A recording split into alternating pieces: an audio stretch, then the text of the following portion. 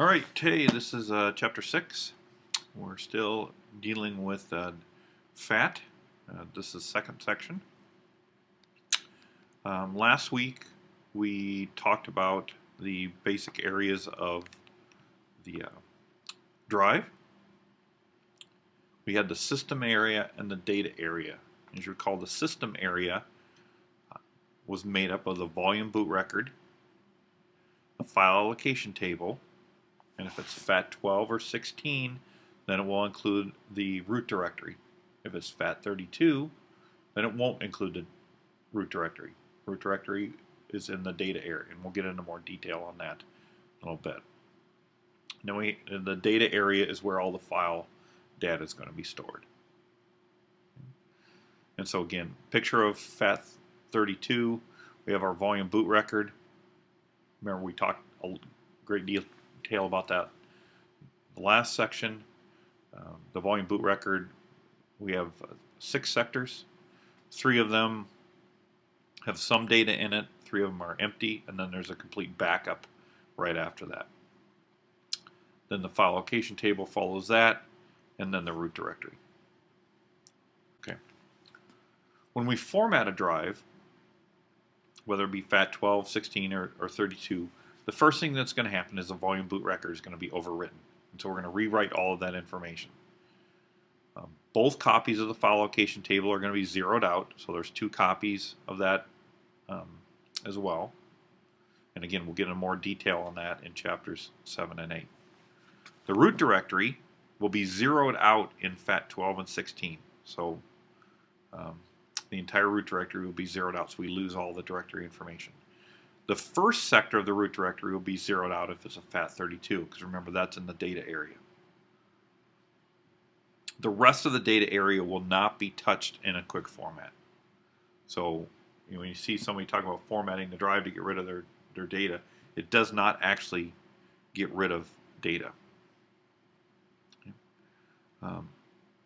With a full format in Windows XP or earlier, there was no change to the data area on a full format. On Windows 7 and above, the data area is overwritten if you select to do a full format. So that can take hours on a very large drive. Okay. So let's get into more detail about the root directory. Okay. Again, on FAT12 and 16, the root directory is part of the data area, or excuse me, part of the system area. Don't want to keep messing that up. System area. And then the root directory is a fixed size. And we saw that size listed in the volume boot record. So that's where you can tell how many entries there can be in the root directory. In FAT32, again, the root directory is at the very beginning of the data area. And it can grow to any size within the limit of the drive itself. Cluster 2 will always be the first cluster used for the root directory. So again, it's at the very beginning of the data area. So let's talk about the structure of the root directory. Each entry in the directory will be 32 bytes. And this is going to contain our operating system metadata for each file. The name, the file extension, we call it the MAC, dates and times. MAC stands for Modified Access Created. The starting cluster location, and then any attributes associated with the file. So this is our directory structure. You can see this in your book on page 142 or in Appendix D. So we have 8 bytes for the file name. We have 3 bytes for the extension. There's 1 byte for attributes. 1 byte for case if it needs to be converted, the name needs to be converted to uppercase. We have 3 bytes for the created time. One of those bytes is for tenths of a second. We have 2 bytes for the created date, 2 bytes for the accessed date. I'll back up. 2 bytes for cluster location in FAT32. These are reserved in FAT12 and 16, those bytes aren't utilized, but in FAT32 they're what are called high bytes, and we'll explain that in detail. Then we have the last written time, last written date, the lower bytes of the first cluster. So offsets 26 and 27 are used as part of the cluster location. This will be used in FAT12, 16, and 32. And then finally we have 4 bytes for the file size. If we're talking about a subdirectory will have all these same features. The file size, however, will always be 0. So here's an example. We've got a root directory listed. We have a name. We have attributes. We have dates and times. We have starting clusters. All of this information is stored in the directory. And so let's go through and parse all these contents. So start off the name, offset 0 through 7. The name can be anywhere from 1 to 8 characters in length. So you don't have to use all of the characters. We can use whatever we want, up to 8 characters in length. But there are some restrictions on the characters. So you can't use a forward slash or a backslash or a period or a question mark or any of these other characters as part of the file name. And this, again, this isn't a FAT directory structure. We're going to talk about exceptions to that later on. But for right now, in a DOS or a FAT environment, you cannot use any of these characters. You can then have an extension with 3 characters, and this is what we call the 8.3 rule. 8 characters for the name and 3 characters for the extension. So here we can see our file name of file 1, and in hex we've got 3 spaces after that, 2020. Okay. Again, the 3 character extension following that, you don't have to have an extension, so we can have 0 characters for the extension up to 3. And then typically programs will add an extension automatically. DOC for Doc, XLS for Excel, PDF for Adobe Acrobat. Okay. But it's not required. Okay. You can set whatever extension you want to on it. They have the same restrictions that we saw with the file name as far as characters that you cannot use. Again, here's our example for TXT on our file. There's our 3-byte extension. Now we get into the attributes, and this is at offset 11. So it's 1 byte in length, which is 8 bits. Remember that from starting with week 1, we got into bits and bytes. Here we're going to be actually dealing at the bit level. And so each bit is going to represent a different attribute. So the first bit is for read-only. Second bit is a hidden file. Third bit, and again I'm going from the right, reading right to left. Third bit will be a system file. Fourth bit is a volume label. If we have all 4 of the first bits listed, then it's a long file name. 5th bit, it's a directory. 6th bit, it has an archive attribute. And you can combine several of these. So we can have a file that's read-only hidden system. So we would have 0000 0111. That would have a 1 in the first, second, and third position. So it would be read-only hidden in system. The archive bit, just so you're aware what that is, that's historically used for making backups. What they did was you would back up all your data on Monday, and it would turn this bit off. So it would turn it to 0 after the backup was done. And then any file that you made changes to on Tuesday, it would change that bit to a 1. And then Tuesday night, it would go through and look and say, any file that had a 1 for the archive bit, then back that one up. This is called an incremental backup. And then once it backed those up, it would flip them all to 0. And then Wednesday, at the end of the day, we would look for just things that changed on Wednesday, and back those up. That was the purpose of the archive bit. It's no longer used by any backup software anymore that I'm aware of. They use much more sophisticated methods for that. So we'll often see the archive bit set on files routinely just by default. Here again is combining the attributes. So if we had a read-only and a system, you'll see we have 00, 00, 01, 01. Add that together, our byte at offset 11 would be 05. If we had a hidden and an archive set, 0010, 0010, or hex 22. So you can do all kinds of combinations of the different attributes. So here's our attribute at offset 11. It's a 20. I'll back up and explain that. So 20 is going to be 0010, 0000. Look at the nibbles. So we got a 2 and a 0 for our nibbles.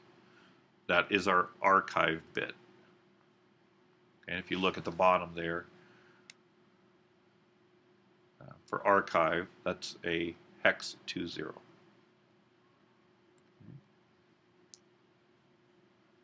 All right, now we get into the dates and times, and we're going to spend some more time, mostly our time on this, because there's some calculation values that need to go into it. So for the most part, for the time, we're going to use offsets 13 for the tenths of a second, and then for the minutes, hours, and half seconds, we're going to use bytes 14 and 15. So what we do is we've got 2 bytes of information in 14, 15. That's 16 bits. And so you lay out the 16 bits. And the first 5 are used for the half seconds. Second 0 through 29. Those are half seconds. So what we end up doing is once you get the calculation, you multiply it by 2 to find out what the seconds really are. And I'll show you an example so that makes more sense than what I'm trying to explain here. Bits 5, 6, 7, 8, 9, and 10 are for the minutes. So we can have values 0 to 59 minutes. And then bits 11, 12, 13, 14, and 15 are for your hours, 0 through 23. Okay. So let's look at our example here.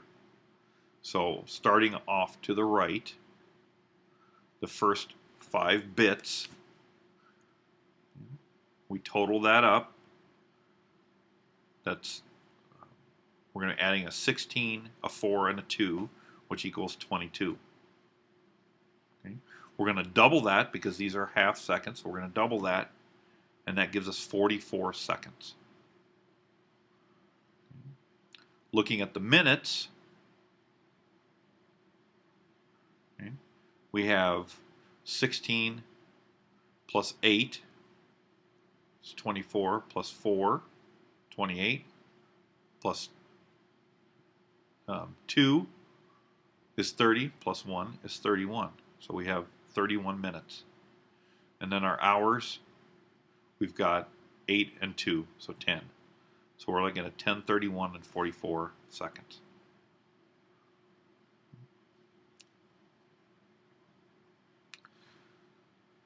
We can look at, again, we can include the tenths of a second in there as well. So you can add an additional 3/10 of a second on there if you want to get down to that level. Then we have the created date. Again, 2 bytes, 16 bits. We're going to lay those out again. Again, we're using little endian when you always do that. So we're going to start with the values from byte 16 to the right and move to the left. First 5 bytes are going to be for the day. Next 5 bytes are going to be for the month. And then the next 6 bytes are going to be for the years, and then whatever you get, you add 1980 to that. Again, for Microsoft, the world began in 1980, so we're going to add whatever value you calculate to 1980. This is the date that the file is created on the volume. It doesn't necessarily mean that that's the first time this file came into existence. So if you copy from your hard drive to your flash drive, it's going to give you a new created date. It obviously existed at some point earlier on your hard drive, but the new creation date on your flash drive is going to be the date that you copied it. So in our example here, our day is 1, our month is 4, and for the year we have 25, so we add that to 1980, and we get April 1st, 2005.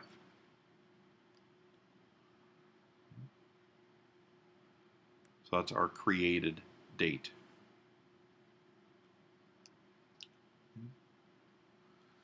Access date offsets 18 and 19, calculated the same way as the created date is. First 5 bits are for the day, next 5 bits are for the month, remaining 6 bits are for the year added to 1980. There is no access time. Okay, so there are no bytes available for that in FAT.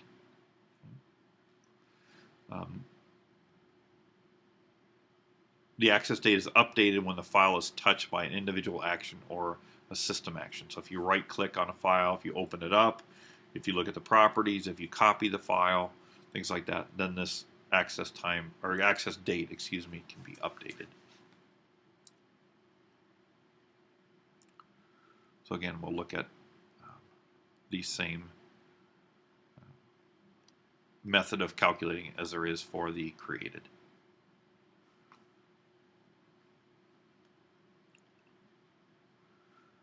We have the starting cluster. Starting cluster we're looking at for FAT32, we're going to use offsets 20 and 21 as well as 26 and 27. So for FAT32 there are 4 bytes to put in for the starting cluster of the file. In FAT12 and 16 only uses the bytes 26 and 27. Okay. So 20 and 21 are referred to as the high bytes, and 26 and 27 are considered the low bytes. High bytes are going to be the bytes used on the left-hand side. The low bytes are on the right side. And so you'll see how it's read. It's going to be read as 21 and 20 because it's in Little Endian, and then 27, 26. Okay. So we're going to go to offset 20 and grab those 2 bytes and put them in Little Endian. So we're going to reverse it. And then we're going to go to offset 26 and grab 2 bytes and then read it as Little Endian. So we're reversing that as well. Okay, so again, make note of this because it's not something real intuitive on how you would read those. So in this case, our high bytes are all 0, and our low bytes are 0300. Read those in Little Endian, that's 0003. So our starting cluster is cluster 3. Then we have the last written date and time. The date is at offset 22 and 23. The time is at 24 and 25. And these are calculated exactly the same way as the created dates and times are. No tenths of a second associated with the last written or another term for this is modified. So it can be last written, last modified, last saved, all mean the same thing. Again, this is updated when the file is saved. Even if no changes occur, this date will still update when you hit save.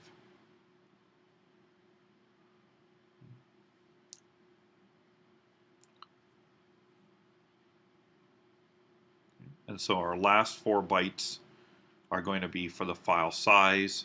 4 bytes in Little Endian, offsets 28 through 31. And we've seen this before, our maximum file size, because we have 4 bytes and the biggest value we can have is FF.